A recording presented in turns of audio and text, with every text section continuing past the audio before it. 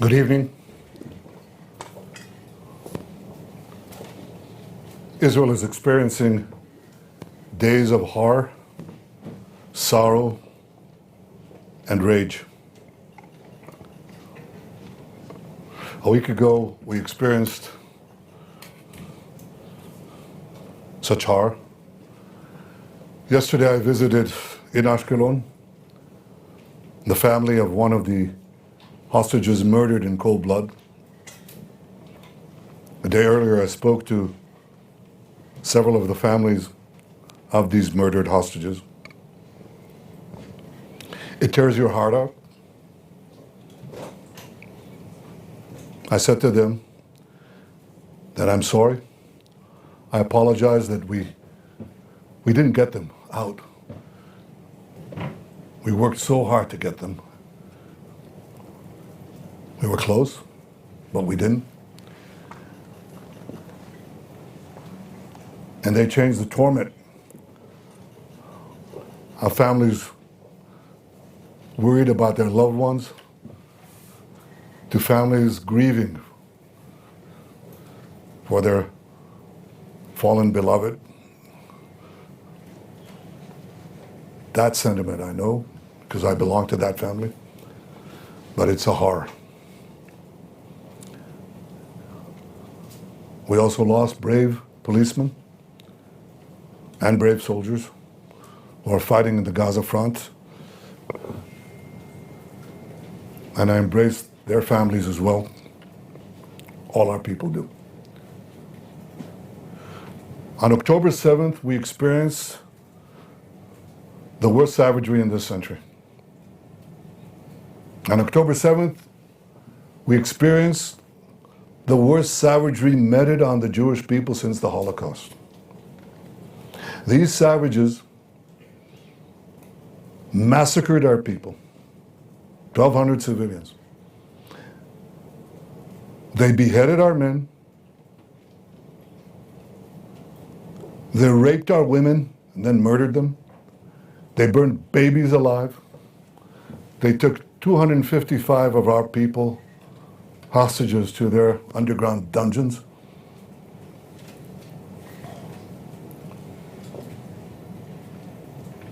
That's a horror that the world saw and responded to initially. It's important that we remember it. But we were given a reminder, a terrible reminder. Last week, when these savages murdered 6 of our hostages in cold blood, they riddled them with bullets, then they shot each of them in the head, some of them several times. And these are the savages, these are the terrorists that Iran implanted next to our border, as elsewhere. And we're committed to defeating them, to extirpating this evil from our midst. I want to talk to you today about some of the things that we must do to achieve that goal, including the questions of the Philadelphia corridor. But before I do that, I want to give your readers and viewers some context, because often you see maps of Israel, you think it's a Goliath. Well, I'd like to give you first an overview of where Israel is. This is the Middle East, and this is the entire Arab world, and this is Israel. It's one of the world's tiniest countries.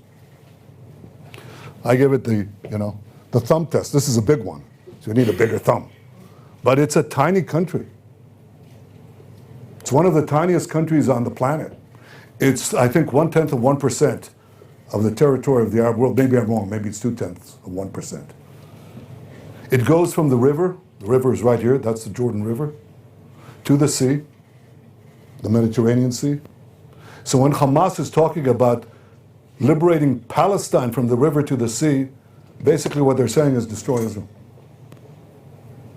And the entire width of this is probably around the width of the Washington Beltway. It's all together, it's its widest point, about 50 miles, right here. Tiny. And here's Gaza there. This is the red thing that you see here. That's Gaza. Now I want to zoom in. When I zoom in, remember how tiny this is. Remember the distances here. Now take a look. Here it is enlarged. This is Israel. This is the Mediterranean Sea. The Jordan River is right here. This is Egypt and the Sinai Desert.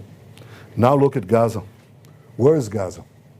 Gaza is implanted in this tiny country, 30 miles from Tel Aviv, 40 miles from our capital, Jerusalem, 30 miles from Beersheba. These are three of Israel's largest cities. Gaza is within spitting distance to them.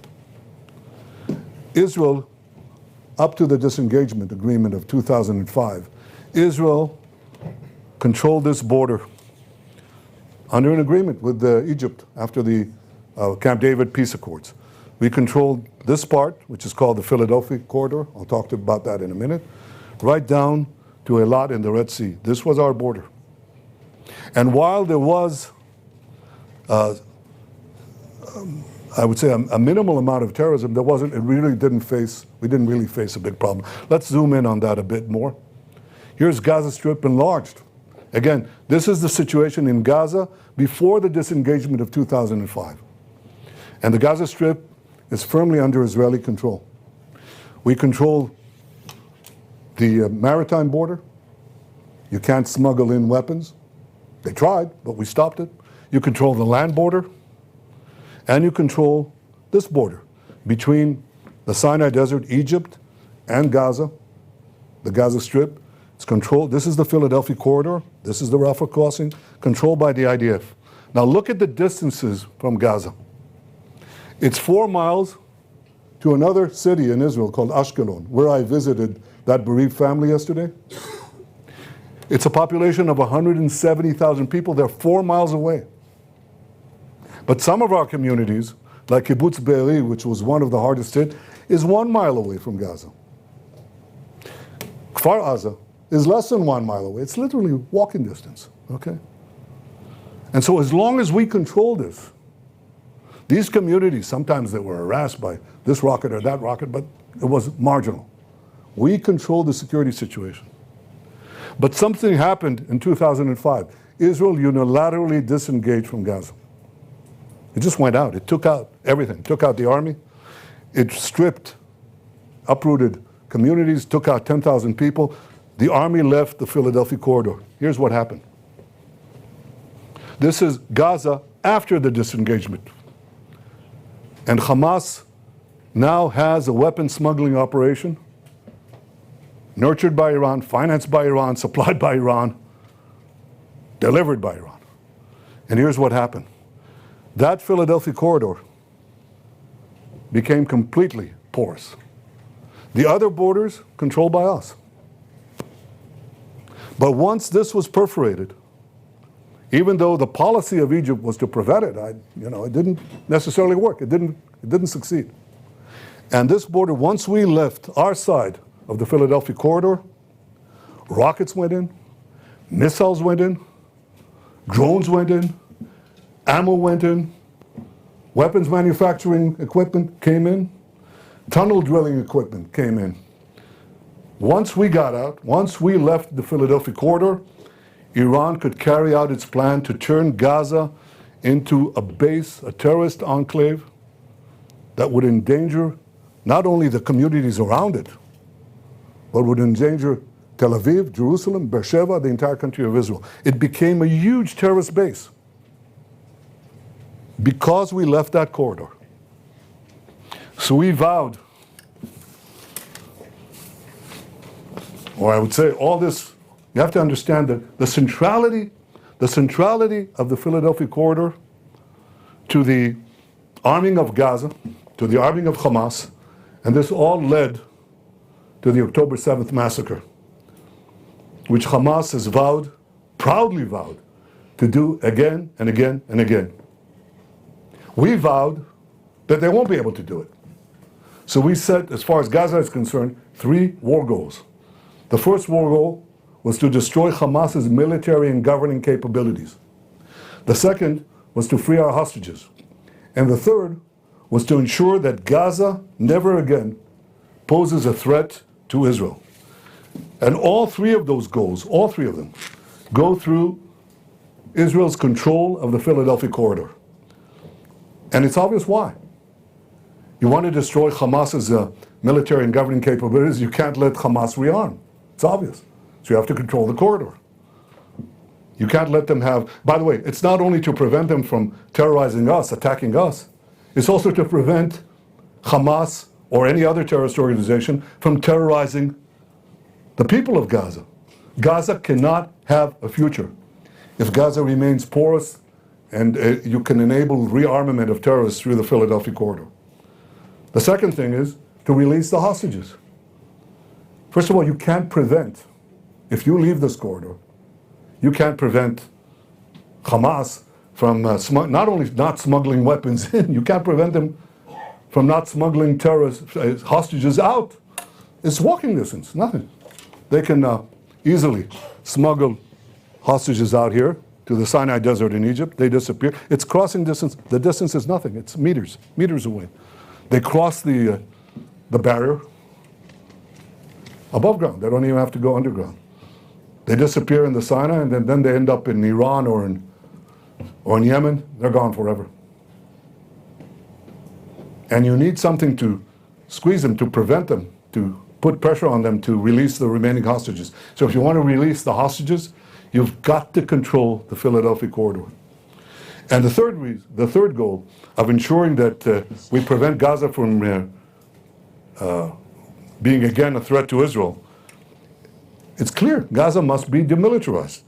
And it can only be demilitarized if the Philadelphia corridor remains under firm control and is not a supply line for armaments and for terror equipment. I think that's clear to most Israelis, to all Israelis. But a question has arisen. That may be the case. But why don't you leave Gaza for 42 days? You could come back. Well, aside from what I said, that they could smuggle the terrorists out, wait a minute. Come back. I want to show you what they've got under Gaza. I didn't show you that. So I want to show you that.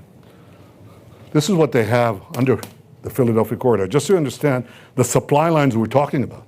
This is one of the tunnels there. Look at the engineering. Look at the investment here. Look at what they've got. We've got dozens of such tunnels underneath the Philadelphia corridor. To give you an impression of the size of these things, this is a soldier. This is a tunnel. You could drive a truck through this. Yeah, indeed, you could. Here's a truck. Or it's a Humvee. This is a huge, huge problem. Now you're just going to walk away. It's obvious we have to control it, right? I think once you see this, you understand that. But then the next question is, okay, you leave and you come back. That's what they tell us, okay? We'll have complete international legitimacy to come back. Sorry, we've gone down that route. We're down that route when we left Lebanon, and people said, you can leave Lebanon and you can come back. The first time they fire a rocket, you can come back. The world will support you. It didn't. And we've been out of Lebanon for 24 years. They said the same thing when we left Gaza in the disengagement. They said, you can leave. And the first rocket, I remember Sharon, Prime Minister Sharon said this to me. First rocket, above ground or below ground.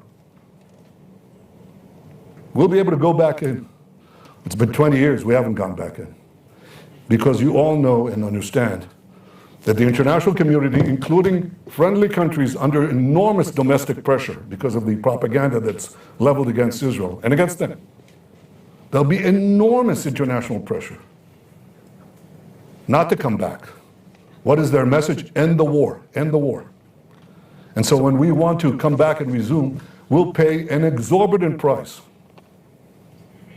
in many fields, including in the lives of our men.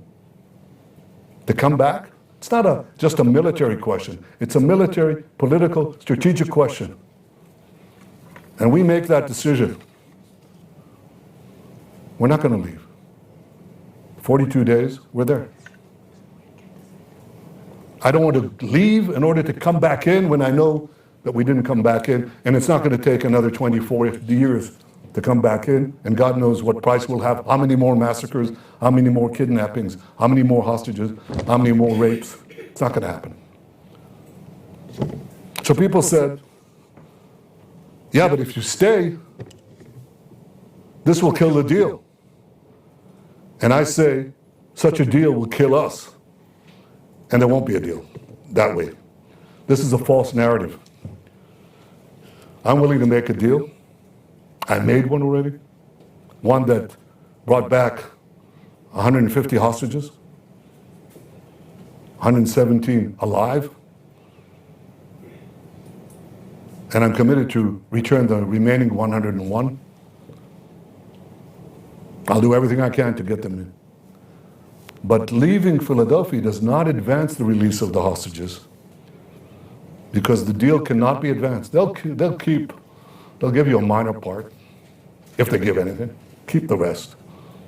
Go and argue. You know when they started giving us hostages? When we went into Philadelphia, when we went into Rafah, when we controlled the Rafah crossing. That's when they felt the pressure. As long as they didn't feel the pressure, they wouldn't do it. The first batch, the first deal that we got was a result of our invasion, the military pressure we put in. They gave us the hostages. After that, they thought, well, we'll have the international pressure turn on Israel, so we won't have to make any concessions. But after Rafah, their tune changed. And they began to change. If we leave Rafah, if we leave the Philadelphia corridor, there won't be any pressure. We won't get the hostages. I said I'm willing to make a deal. The real obstacle to making a deal is not Israel. And it's not me. It's Hamas. It's Sinwar. On April 27th, I put forward a proposal by Israel, which Secretary Blinken called extremely generous. On May 31st, having met Blinken again, I said we agreed to the US-backed proposal, and Hamas refused. On August 16th, the US brought forth what they call the final bridging proposal. Again, we accepted, Hamas refused. On August 19th, Secretary Blinken said, Israel accepted the US proposal, now Hamas has to do the same. On August 28th, that's a week ago, the deputy CIA director said, Israel showed seriousness in the negotiations, now Hamas must make the deal. This was last week. So I ask you, what has changed? What has changed in this week? What's changed is that they murdered 6 of our hostages in cold blood. Now the world will seriously demand that Israel make concessions after this massacre? What message does this send to Hamas? I'll tell you what the message is. Murder more hostages, you'll get more concessions. That's not only illogical, it's not only immoral, it's downright insane. So it's not going to happen. We have red lines. Before the murder, they haven't changed. We'll hold to them. But we also have had flexibility. And I'll tell you one thing, Hamas will pay for this. That you can be assured. We'll make sure that we extract them, that price from them. But we are firm on our red lines, including the Philadelphia corridor, for the reasons I described here. I'm flexible where I can be. I'm firm when I have to be. I think there is the possibility of getting this deal if we stick to this strategy. I said before, we got 150 hostages out because we combined a firm stance with military pressure. And I said that Hamas, after that, relied on international pressure, but it had weakened. And then we went into Rafah and the Philadelphia corridor, so it got strengthened. And they were beginning to balk. A condition that they said they'd never accept, a red line, is that we must commit to getting out of Gaza and enabling Hamas basically to take over Gaza again. End the war, get out, let them retake Gaza. That's obviously something we couldn't do. They said there'll never be a deal. Well, they started caving in there after we took the Philadelphia corridor. And then they started backing off. You know why they waited? Why they started backing off? Because they waited for Iran to start a general war with Israel. That didn't happen. So then they waited for Hezbollah to start a general war with Israel. That didn't happen either. So now they resort to the final tactic. They're going to sow discord and create international pressure, again using the hostages, even after the murder. And this is something that's not new because they started this a year ago. You should see this. I mean, this is their tactic. This is Hamas orders for psychological warfare found in Hamas underground command post on January 29th. That's right after the beginning of the war, 2024. And this is the original document in Arabic. Our soldiers found it. And here's what it says. Push photos and videos of hostages. Put it out in the media. Because that creates enormous psychological pressure. Who's not affected by it? Any human being seeing these souls, these girls, these people, young people from those dungeons, you're affected by it. Second, increased psychological pressure on defense minister. Third, continue blaming Netanyahu. And fourth, claim ground operation will not release hostages. That's Hamas's, that's not only their talking points, it's their strategy. And their idea is this will sow internal discord and increase international pressure on Israel. That's what they hope to achieve. And they think this will happen. Well, it won't happen. I can tell you why it won't happen. I'll tell you why they'll fail. Because overwhelmingly, the people of Israel are united. They understand everything that I said here. Overwhelmingly. You should know that. It's important. And the second thing is, we're committed to achieving our goals. All three goals. Destroying Hamas's military and governing capabilities, releasing all our hostages, and ensuring that Gaza does not become a threat to Israel anymore. And all these require standing firm on the things that will ensure the achievement of these goals. And with God's help, and with our people's will, and with the courage of our soldiers, we'll achieve all goals.